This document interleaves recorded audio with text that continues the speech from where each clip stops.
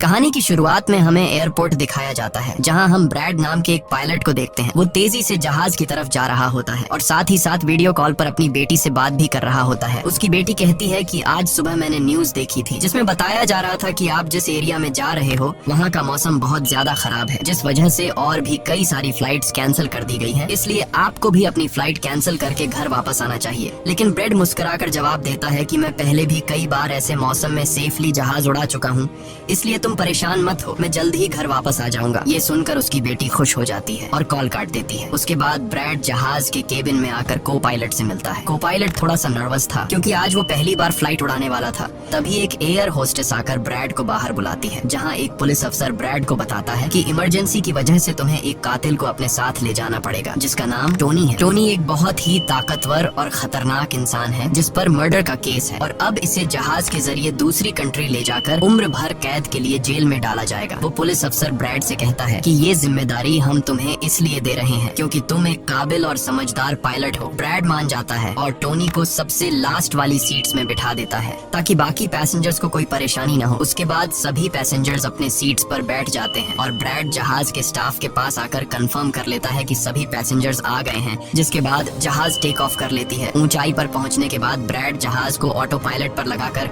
को पायलट के साथ अपनी फैमिली के बारे में बातें करने लगता है। ब्रैड को पायलट को मोबाइल में अपनी बेटी की फोटो दिखाता है और कहता है कि मैं अपनी बेटी से बहुत प्यार करता हूँ और हमारा इस दुनिया में एक दूसरे के अलावा और कोई भी नहीं है। दूसरी तरफ जहाज में बैठे पैसेंजर्स सफर को एंजॉय कर रहे होते हैं, लेकिन उन्हें पता नहीं था कि कुछ देर बाद उनके साथ बहुत ही बुरा होने वाला है। केबिन में बैठे दोनों पायलट्स भी खुश थे और जहाज भी नॉर्मल तरीके से फ्लाई कर रहा था, लेकिन तभी अचानक मौसम खराब हो गया और जहाज हल्के से झटके लेने लगा, जिस वजह से ब्रैड परेशान हो जाता है क्योंकि उसे कुछ ठीक नहीं लग रहा था। वो सभी मुसाफिरों को सीट बेल्ट बांधने के लिए अनाउंस करता है और रेडियो के जरिए वो कंट्रोल टावर से बात करने की कोशिश करता है, पर उसकी बात नहीं हो पाती क्योंकि मौसम खराब होने की वजह से यहाँ के सारे रेडियोस काम करना बंद कर देते हैं। तभी अचानक बिजली का तेज झटका प्लेन से आकर लगता है, जिस वजह से प्लेन जोर जोर से झटके लेने लगता है। ब्रैड पैसेंजर्स का हाल देखने के लिए केबिन से बाहर जाता है। पैसेंजर्स को देखकर ब्रैड को थोड़ा बहुत सुकून मिल जाता है क्योंकि सभी पैसेंजर्स सेफ थे, पर यहाँ अब धीरे धीरे लाइट बंद होती जा रही थी और तभी प्लेन को कई और झटके लगते हैं, जिससे ब्रैड का सिर सामने छत से टकराकर नीचे गिर जाता है और उसके माथे पर चोट लग जाती है। इस सूरत हाल को देखते हुए सभी पैसेंजर्स की हालत खराब होने लगी थी। ब्रैड जल्दी से वापस केबिन में आकर अपने साथी के साथ मिलकर प्लेन को संभालने में लग जाता है। ये उनके लिए काफी मुश्किल टाइम था। मौसम खराब होने की वजह से उन्हें आगे कुछ भी नहीं दिखाई दे रहा था। ब्रैड कहता है कि हमें प्लेन को नीचे लाना होगा क्योंकि अगर प्लेन को एक और झटका लगा तो प्लेन तबाह हो सकता है। ये लोग फौरन जहाज का अल्टीट्यूड कम करने लगते हैं और जहाज तेजी से नीचे की तरफ जाने लगता है। जहाज के अंदर मौजूद पैसेंजर्स काफी ज्यादा डरे हुए थे। तभी क्रिमिनल टोनी के साथ जो पुलिस अफसर आया होता है उसके हाथ से मोबाइल छूट जाता है। वो अपने मोबाइल फोन को उठाने के लिए अपना सीट बेल्ट खोल लेता है, जिसकी मदद करने के लिए एक एयर होस्टेस भी अपना सीट बेल्ट खोलकर आगे आती है। अब क्योंकि प्लेन तेजी से नीचे की तरफ जा रहा था, जिस वजह से उनका सीट बेल्ट खुलते ही ये दोनों तेजी से ऊपर छत से टकरा जाते हैं। ये दोनों इतनी तेजी से छत से टकराते हैं कि उनकी तुरंत मौत हो जाती है। इतने में जहाज काफी कम अल्टीट्यूड पर आ जाता है और किसी तरह करके ये दोनों पायलट जहाज को कंट्रोल कर लेते हैं। लेकिन अब जहाज में ज्यादा पावर नहीं बची होती, इसलिए ब्रैड जहाज को एयरपोर्ट तक नहीं पहुंचा सकता था, जिस वजह से ब्रैड जहाज को नीचे लाकर समंदर में क्रैश लैंड करने का सोचता है। लेकिन तभी ये दोनों कुछ दूर एक आइलैंड देख लेते हैं, जिसके बाद ब्रैड जहाज की डायरेक्शन आइलैंड की तरफ कर लेता है और आइलैंड पर लैंड करने का फैसला करता है। कई मुश्किलों के बाद ब्रैड इस आइलैंड पर मौजूद एक रोड पर फाइनली इमरजेंसी लैंड कर लेता है। लकीली इस इमरजेंसी लैंडिंग में सभी पैसेंजर्स सही सलामत होते हैं और किसी को भी चोट नहीं आती। तभी जहाज में पीछे शॉर्ट सर्किट होता है, जिससे देखकर ब्रैड खुश हो जाता है क्योंकि जहाज में अभी भी थोड़ी बहुत बिजली बची हुई थी। सभी पैसेंजर्स के जहाज से उतरने के बाद एक एयर होस्टेस कैप्टन ब्रैड को बताती है कि क्रिमिनल टोनी को ले जाने वाला पुलिस अफसर मारा गया है और एक एयर होस्टेस भी मारी गई है। ये सुनकर ब्रैड बहुत ज्यादा मायूस हो जाता है। दूसरी तरफ एयरलाइन कंपनी का मालिक देखता है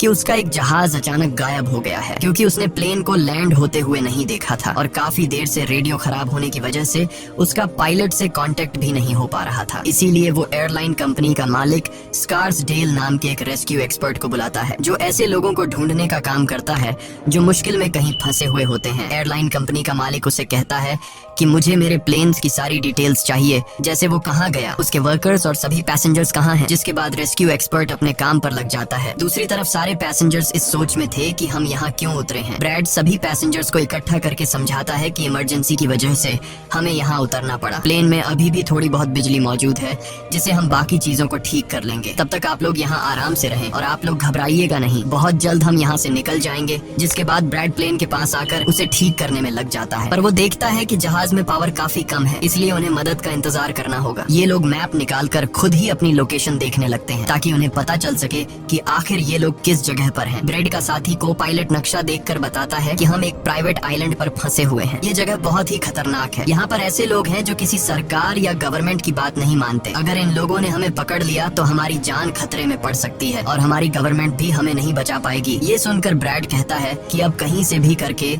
हमें अपनी रेस्क्यू टीम को यहाँ पर बुलाना ही होगा ताकि वो आकर हम सबको बचा ले, क्योंकि यही एक रास्ता है यहाँ से निकलने का। जिसके बाद ये दोनों मदद बुलाने के लिए रेडियो ठीक करने लगते हैं, लेकिन आसमानी बिजली के टकराने से रेडियो बिल्कुल खराब हो चुका था। अब ब्रैड सभी पैसेंजर्स के पास आकर उन्हें बताता है कि किसी खराबी की वजह से रेडियो काम नहीं कर रहा, लेकिन आप सब परेशान मत हो। ब्रैड उन्हें तसल्ली देता है कि हम आइलैंड के दूसरी साइड पर जाकर रेडियो को ढूंढेंगे और कंट्रोल टावर को अपनी लोकेशन बताकर रेस्क्यू टीम को यहाँ पर भेजने के लिए कहेंगे, जो आकर आप सब लोगों को बचा लेंगे। और यहाँ ब्रैड एक बहुत बड़ा कदम उठाता है। वो कहता है कि मेरे साथ टोनी जाएगा। ये कहकर वो टोनी की हथकड़ी खोल देता है। यहाँ ब्रैड जहाज के कोपायलट से कहता है कि तुम जहाज की पावर को रिपेयर करने के काम पर लग जाओ। मैं जल्द ही किसी भी कांटेक्ट के जरिए रेस्क्यू टीम को यहाँ तक लाने की कोशिश करूंगा। जिसके बाद टोनी और ब्रैड रेडियो ढूंढने के लिए जंगल की तरफ निकल पड़ते हैं। रास्ते में टोनी ब्रैड को उस पर भरोसा करने के लिए थैंक्स कहता है। अब हम इस आइलैंड पर रहने वाले आतंकवादी ग्रुप को देखते हैं, जिनके पास एक आदमी दौड़ कर आता है और वो आदमी उस ग्रुप के लीडर को बताता है कि यहाँ आइलैंड पर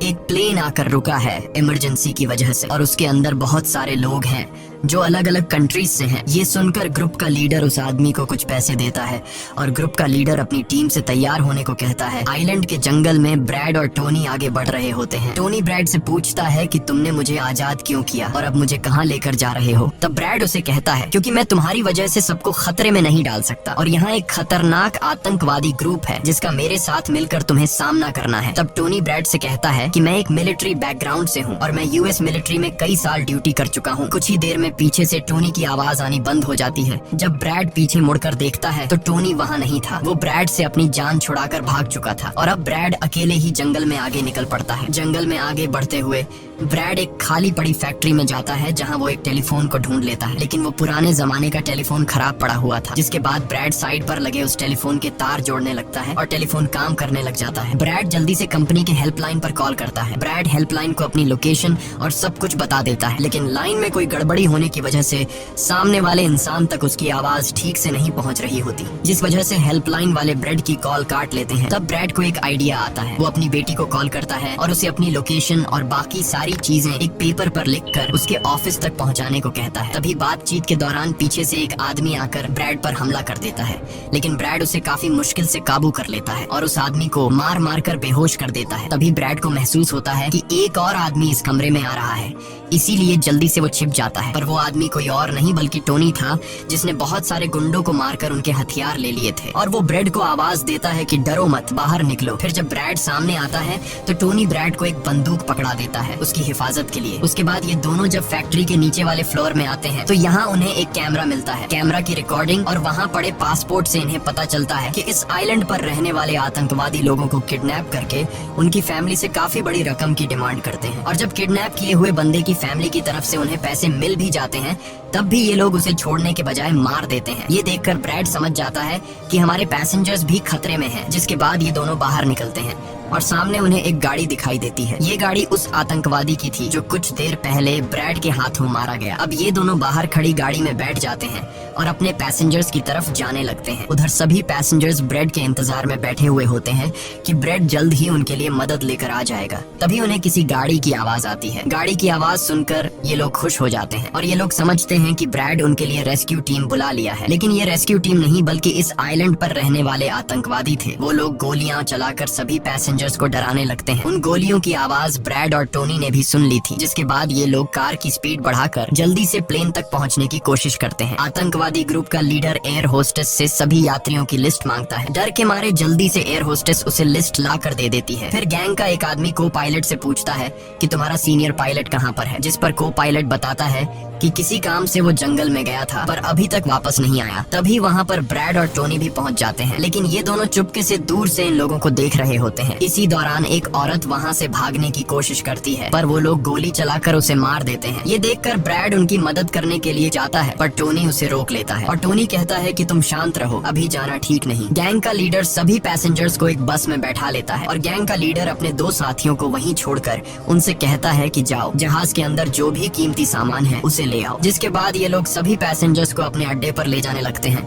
गैंग के जाने के बाद ब्रेड टोनी पर गुस्सा करने लगता है कि वो लोग हमारे पैसेंजर्स को ले गए और तुमने मुझे जाने ही नहीं दिया। जिस पर टोनी उसे समझाता है कि वो लोग काफी ज्यादा थे, अगर तुम चले भी जाते तो इतनी बड़ी आर्मी से अकेले नहीं लड़ पाते। अब ये दोनों प्लेन की तरफ बढ़ने लगते हैं और उन दोनों गुंडों को पकड़ लेते हैं जो प्लेन से कीमती सामान चुरा रहे थे। ब्रेड गन पॉइंट पर उनसे पूछता है कि तुम्हारा लीडर पैसेंजर्स को कहाँ पर लेकर गया होगा, जिस पर वो बताता है कि यहाँ से कुछ दूर हमारा एक अड्डा है और वो सब वहीं गए होंगे। दूसरी तरफ ब्रेड की बेटी रेस्क्यू एक्सपर्ट के पास ब्रेड का लिखवाया हुआ पेपर दे देती है, जिस पर प्लेन का लोकेशन और सारी जानकारी लिखी गई होती है। रेस्क्यू एक्सपर्ट सैटेलाइट की मदद से प्लेन की लोकेशन का पता लगा लेता है। उन्हें पता चल जाता है कि प्लेन एक आइलैंड पर फंसा हुआ है और उन्हें ये भी पता चल जाता है कि इस आइलैंड पर एक खतरनाक आतंकवादी ग्रुप है। इसके बाद वो रेस्क्यू ऑफिसर अपनी एक प्राइवेट आर्मी के कैप्टन को कॉल करता है और उसे ये सारी सिचुएशन समझाकर उस आइलैंड पर जाने को कहता है। प्राइवेट आर्मी का कैप्टन मान जाता है और अपने साथियों के साथ एक पैसों का भरा हुआ बैग और कई सारे वेपन्स के बैग गाड़ी में लोड करके उस आइलैंड पर जाने के लिए रेडी हो जाते हैं। दूसरी तरफ ब्रेड देखता है कि उन आतंकवादियों के ले जाने से पहले जहाज के को पायलट ने जहाज का पावर सिस्टम रिपेयर कर लिया था और ब्रेड देखता है कि जहाज में पावर वापस आ गई है, जिसे देखकर वो बहुत खुश हो जाता है। अब ब्रेड आने वाले प्राइवेट आर्मी टीम के लिए अपनी यूनिफॉर्म पर एक मैसेज लिखकर छोड़ देता है और टोनी के साथ उस जगह पर निकल पड़ता है जहाँ गैंग वाले प्लेन के सभी पैसेंजर्स ले गए थे। जंगल के रास्ते से होते हुए ये दोनों उन आतंकवादियों के अड्डे पर पहुंच जाते हैं और ये दोनों गाड़ी से निकलकर चुपके से उस जगह में घुस जाते हैं जहां वो सारे गुंडे पैसेंजर्स को डराकर उनकी वीडियोस बना रहे थे, ताकि ये वीडियोस इनकी फैमिली को भेजकर उनसे पैसे वसूल सके। दूसरी तरफ रेस्क्यू एक्सपर्ट की तरफ से भेजी गई प्राइवेट टीम भी प्लेन के पास पहुंच जाती है, पर उन्हें वहां जब कोई नहीं मिलता तो टीम का लीडर प्लेन के अंदर जाकर चेक करता है, जहां उन्हें 2 लोगों की लाशें मिलती हैं। ये वो 2 लोग थे जिन्हें गैंग के लीडर ने प्लेन में से सारा कीमती सामान चुराने का कहा था, लेकिन ब्रेड ने उन दोनों को मार दिया। प्राइवेट टीम के कैप्टन को ब्रेड का छोड़ा हुआ मैसेज भी मिलता है, जो उस आतंकवादी गैंग के अड्डे तक आने का रास्ता था। आतंकवादियों के अड्डे पर टोनी और ब्रेड चुपके से उन पर नजर रखे हुए थे और जैसे ही उन्हें मौका मिलता है ये दोनों चुपके से पीछे से आकर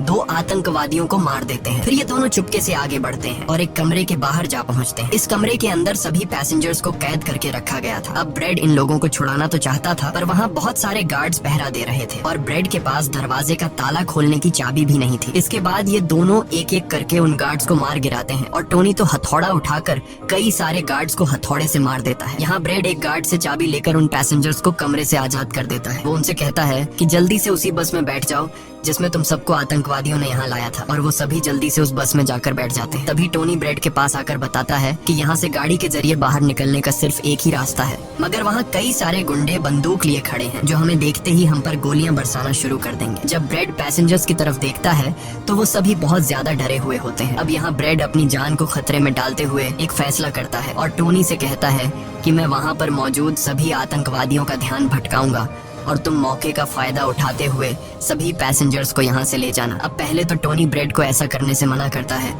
वो कहता है कि ऐसा करने से वो लोग तुम्हें मार देंगे, लेकिन ब्रेड कहता है कि इसके अलावा हमारे पास और कोई दूसरा रास्ता नहीं है। ये सुनकर टोनी मान जाता है। ब्रेड वहाँ से निकलकर आतंकवादियों के पास आता है। वहाँ ब्रेड गैंग के लीडर से बात करता है कि मैंने हेल्प के लिए इन्फॉर्म कर दिया है, जल्द ही यहाँ पर रेस्क्यू टीम आ जाएगी, इसलिए सभी पैसेंजर्स को यहाँ से जाने दो। ये सुनकर सभी गैंग वाले ब्रेड पर हंस पड़ते हैं और ब्रेड को पीटने लग जाते हैं। गैंग का हेड कहता है कि ऐसे कैसे इसे छोड़ दूं, पैसों के बिना मैं किसी को नहीं छोड़ता। और अब जैसे ही ये लोग ब्रेड को मारने वाले होते हैं, तभी वहाँ पर प्राइवेट रेस्क्यू टीम पहुंचकर आतंकवादियों पर हमला कर देती है। और काफी देर तक गोलीबारी करने के बाद गैंग के कई सारे लोगों को मारकर वो ब्रेड को छुड़ा लेते हैं और ब्रेड को बस में उठाकर यहाँ से निकल जाते हैं। यहाँ गैंग का लीडर देखता है कि उसके कई सारे साथियों के साथ उसका छोटा भाई भी मारा गया। ये देखकर वो बहुत ज्यादा गुस्सा हो जाता है और कसम उठाकर कहता है कि वो इन लोगों में से एक को भी नहीं छोड़ेगा और सभी को चुन चुन कर मारेगा। इसके बाद वो अपनी टीम से कहता है कि जल्दी से तैयारी कर लो, हम जल्द ही इन लोगों को मारने के लिए निकलेंगे। बस में प्राइवेट टीम का कैप्टन सभी को बताता है कि हम बस 5 लोगों की छोटी सी एक प्राइवेट टीम है जो बस तुम्हें यहाँ बचाने के मिशन पर आए हैं और हम कोई रेस्क्यू टीम नहीं है। रेस्क्यू टीम को यहाँ आने में कुछ टाइम और लगेगा। ये सुनकर ब्रेड घबरा जाता है और कहता है कि हमारे पास टाइम नहीं है क्योंकि गैंग वाले जल्द ही हमारे पीछे आएंगे और हमें देखते ही मार डालेंगे। और मेरे पास एक आइडिया है। जहाज के पास पहुँचते ही ब्रेड सभी पैसेंजर्स से कहता है कि जहाज में पावर वापस आ चुकी है, यानी अब जहाज स्टार्ट हो जाएगा और हम लोग फौरन यहाँ से निकल जाएंगे। इसलिए आप सब लोग जल्दी से जहाज में बैठ जाओ क्योंकि हम रेस्क्यू टीम का इंतजार नहीं कर सकते। उन्हें यहाँ आने में वक्त लगेगा और अगर हम यहाँ रुके तो उन आतंकवादियों के हाथों मारे जाएंगे। ये सुनकर सारे लोग प्लेन में बैठ जाते हैं जबकि ब्रेड प्लेन की तमाम चेकिंग करने में लग जाता है और प्राइवेट टीम के लोग पहले से आने वाले खतरे के लिए तैयार बैठ जाते हैं। तभी अचानक वो आतंकवादी ग्रुप आकर उन पर हमला कर देता है, जिन्हें देखकर प्राइवेट टीम उन्हें रोकने में लग जाती है और यहाँ दोनों तरफ से काफी गोलीबारी होती है। पर इस प्राइवेट टीम के पास काफी अच्छी गन्स थी, जिस वजह से वो बहुत सारे गुंडों को मार देते हैं। ब्रेड जल्दी से प्राइवेट टीम के लीडर को बताता है कि मैं अगले 5 मिनट बाद जहाज को स्टार्ट करने वाला हूँ और तुम सब भी जल्दी से जहाज में चढ़ जाना। इसके बाद ब्रेड टोनी के पास जाता है और उसका शुक्रिया अदा करता है कि तुमने मेरे इतने मुश्किल वक्त में साथ दिया। ब्रेड खुद को गोलियों से बचाते हुए अंदर जहाज में आकर अपने केबिन में बैठ जाता है और अपने साथी को पायलट के साथ मिलकर प्लेन को स्टार्ट करने में लग जाता है। उधर टोनी के पास गोलियां खत्म हो जाती हैं और जब वो बुलेट्स ढूंढने के लिए प्राइवेट टीम का बैग चेक करता है तो उसे वहाँ पैसों से भरा हुआ एक बैग मिलता है। लेकिन इस वक्त टोनी पैसों को छोड़कर दूसरी बैग से गोलियां निकालकर दोबारा आतंकवादियों से लड़ने लगता है। यहाँ तब तक ब्रेड भी प्लेन को राइट साइड पर घुमा देता है। अब प्राइवेट टीम के सोल्जर्स भी एक एक करके जहाज में चढ़ने लगते हैं और टोनी उन्हें कवर फायर देता है। पावर आने की वजह से रेडियो भी काम करने लग जाता है। अब ब्रेड को प्लेन कंपनी का मालिक बताता है कि मैं तुम्हें कोई सुरक्षित जगह बता दूंगा जहाँ तुम जा सकते हो। अब सभी लोग जहाज में चढ़ जाते हैं पर टोनी नहीं चढ़ता। वो पैसों से भरा बैग लेकर वहाँ से भागने लगता है क्योंकि अगर वो इनके साथ प्लेन में वापस गया तो पुलिस वाले उसे फिर से पकड़कर जेल में डाल देंगे। गैंग का लीडर अपने साथियों को मरता हुआ देखकर गुस्से से पागल हो जाता है। वो प्लेन के सामने रॉकेट लॉन्चर लाकर उन्हें एक ही झटके में उड़ाने का सोचता है, लेकिन सही टाइम पर टोनी उसे देख लेता है। अब टोनी जल्दी से बंदूक उठाकर उसे शूट करके मार देता है और सभी लोगों की जान बचा लेता है। ये देखकर ब्रेड टोनी के इस काम से बहुत खुश हो जाता है और ब्रेड अपनी पूरी ताकत लगाकर प्लेन उड़ाने में कामयाब हो ही जाता है। ये देखकर टोनी सभी पैसेंजर्स और ब्रेड के लिए खुश होता है और पैसों का भरा हुआ बैग लेकर जंगल की तरफ भाग जाता है। ब्रेड जहाज को इस आइलैंड से दूर ले जाता है और जहाज का मालिक उसे एक एयरपोर्ट के बारे में बताता है जहां ये लोग जा सकते थे, जो अब इनके काफी करीब था। ब्रेड एयरलाइन कंपनी के मालिक की बताई हुई जगह की तरफ जहाज को ले जाता है, लेकिन तभी एक बार फिर जहाज के इंजन में आग लग जाती है और जहाज तबाह होने लगता है। इसलिए ब्रेड दोबारा से इमरजेंसी वार्निंग ऑन करता है और धीरे धीरे जहाज को नीचे रनवे पर लाने की कोशिश करता है। फाइनली बड़ी मुश्किल के बाद ब्रेड जहाज को रनवे पर उतार देता है और सब लोगों की जान बच जाती है। ब्रेड और उसका साथी को पायलट काफी खुश हो जाते हैं। उधर प्लेन कंपनी का मालिक और उसकी टीम भी बेहद खुश थी। अब ब्रेड पैसेंजर्स का हाल देखने के लिए पीछे जाता है तो वो देखता है कि सभी पैसेंजर्स सेफ हैं और ये देखकर उसके दिल को सुकून मिल जाता है। वहाँ खड़े सभी पैसेंजर्स ब्रेड के लिए तालियां बजाने लगते हैं और ब्रेड का शुक्रिया अदा करते हैं। कुछ ही देर में वहाँ उनके लिए रेस्क्यू टीम भी आ जाती है, जिसे देखकर सभी पैसेंजर्स खुश हो जाते हैं। यहाँ ब्रेड सभी पैसेंजर्स को रेस्क्यू टीम के साथ भेज देता है और कैप्टन फाइनली सुकून की सांस लेते हुए जहाज की सीढ़ियों पर बैठकर अपनी बेटी से कॉल पर बात करता है। इसी के साथ ये कहानी खत्म हो जाती है। अगर आपको वीडियो अच्छी लगी हो तो हमारे चैनल को सब्सक्राइब और वीडियो को लाइक जरूर कीजिएगा।